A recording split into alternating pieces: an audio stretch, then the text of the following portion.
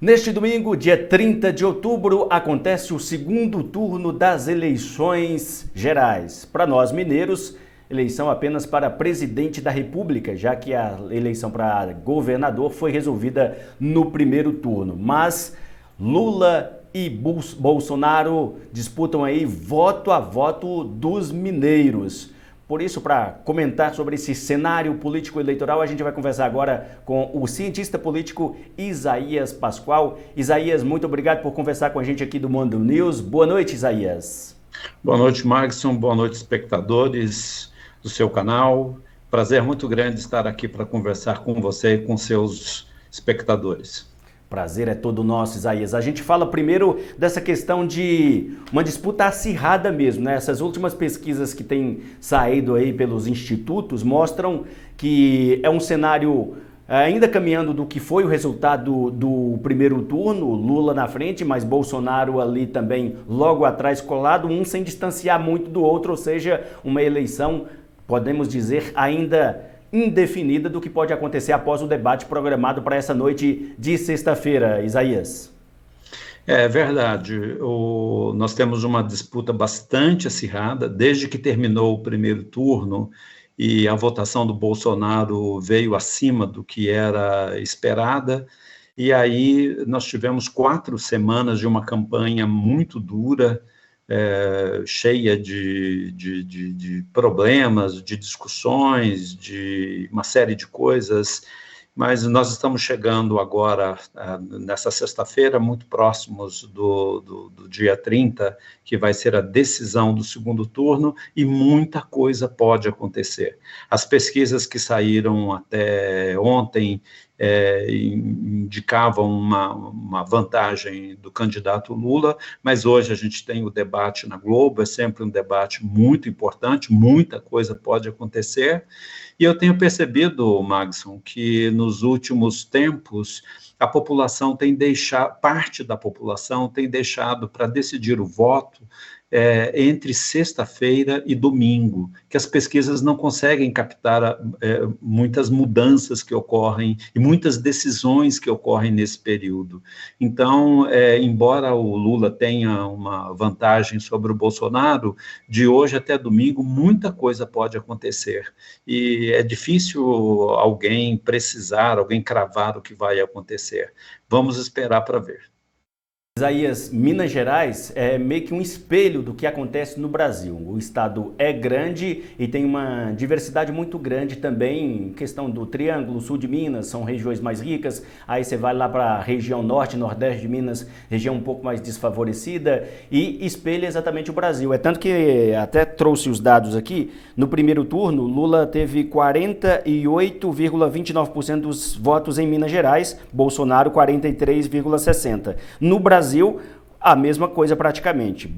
Lula ficou no geral com 48,43%, Bolsonaro com 43,20%. E eles até dedicaram nesse segundo turno muitas visitas a Minas Gerais, os vices também nas chapas e outros apoiadores fazendo também visitas a Minas Gerais, porque Minas pode decidir a eleição.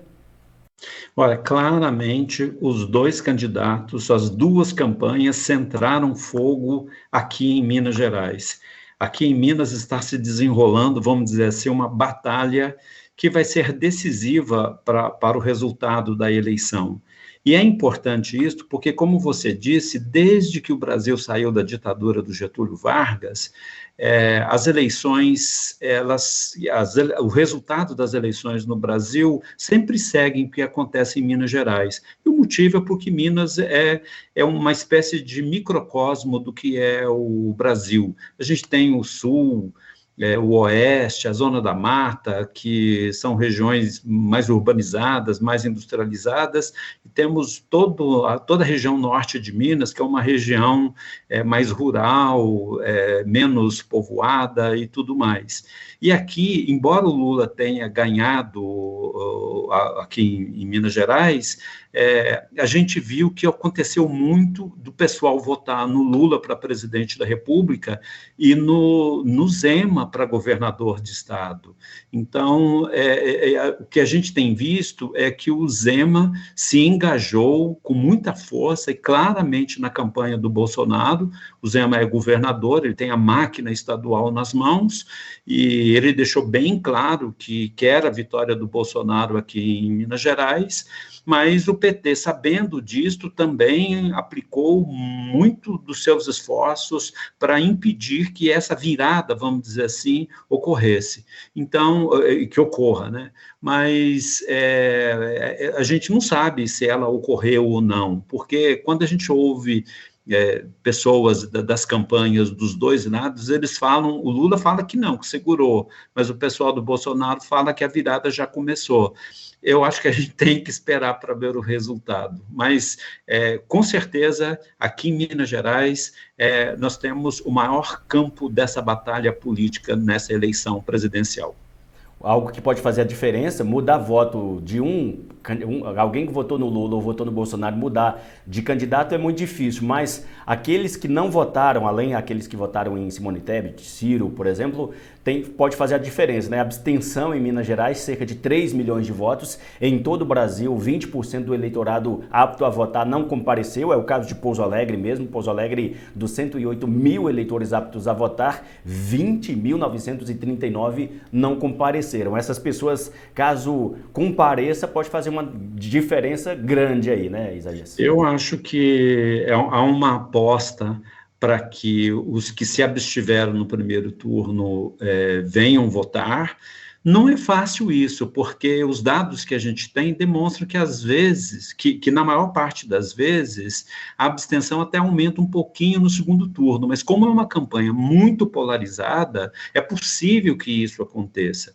Como você disse, parte dos eleitores, os eleitores do Ciro Gomes e da Simone Tebet, eles podem fazer uma opção que a gente não sabe exatamente como vai ser, mas são milhões de votos aí que estão em jogo. Temos os votos brancos e nulos, que não foram muitos, mas que, de repente, diante desta força, tanto da campanha do Lula, quanto do engajamento do Zema e das forças ligadas ao Bolsonaro, eles podem deixar de votar branco e nulo e optar por uma das candidaturas. Quer dizer, então, é uma situação assim, de muita expectativa mesmo, e não é à toa que os dois candidatos estão muito apreensivos em relação ao que vai acontecer no Brasil como um todo, claro, mas sobretudo aqui em Minas Gerais. Isaías, você como cientista político, gostaria que você fizesse uma análise pequena aí, claro, porque o assunto daria uma análise grande, dessa situação gerada no Brasil atualmente, né, ou de 2018 para cá, que é essa polarização, né, são dois candidatos aí, digamos assim, com massa sendo movimentada, o lulismo e o bolsonarismo, e isso trazendo discursos raivosos, principalmente em tempos de redes sociais. Olha, Maxson, eu achei a campanha muito baixa, de muito baixo nível, de muito pouca explicação, muita fake news, coisas absurdas correram, acho que isso não é bom. Acho que nós estamos vivendo uma polarização que, se não é maior, está no nível da que aconteceu em 1989, creio que ela é maior do que a que ocorreu em 2014 entre o Aécio e a Dilma, e acho que o Brasil está muito cindido, muito dividido, e acredito que o resultado da eleição não vai acabar com isso. Ao contrário, acho que durante muito tempo nós vamos conviver com essa polarização, com essa divergência profunda dos dois lados, e eu acredito que isso só pode amenizar se o candidato que ganhar fizer um esforço de unir o país, de não fazer uma pregação radical do nós contra eles, porque o Brasil tem muitos problemas em todos os campos para resolver, e se nós não tivermos um pouco de paz política, a gente não consegue resolver. É uma situação difícil que a gente tem pela frente, e eu creio que o papel das lideranças políticas, e sobretudo de quem vencer, é fundamental para apaziguar, para que a gente possa olhar para o futuro com um pouco mais de paz, um pouco mais de esperança.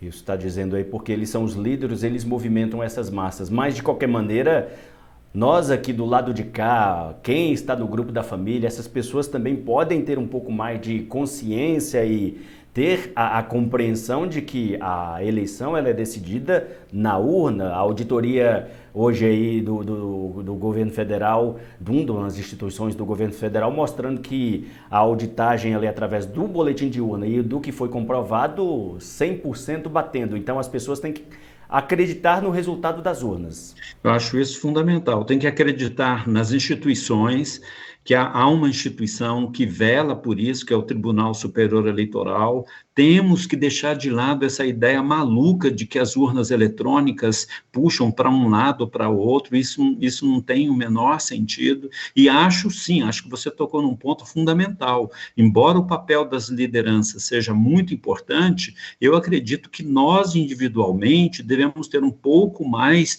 de paciência, um pouco mais de moderação e de consciência crítica. Eu tenho percebido que que o Brasil é um país em que há muita rotatividade no poder. Então, perdeu agora, nós teremos eleições posteriormente, então é questão de se organizar para disputar as eleições. As coisas não podem ser decididas no tapetão, tem que ser decididas no respeito aos resultados, no respeito à opção que cada um de nós deve fazer e vai fazer agora no dia 30. Isaías, a gente agradece muito a sua conversa aqui, esses esclarecimentos dessa análise a respeito do cenário político e essa disputa de segundo turno no próximo domingo. E a gente volta a falar depois das eleições também para analisar esse resultado. Obrigado, Isaías. Será um prazer, um abração a você e aos seus espectadores.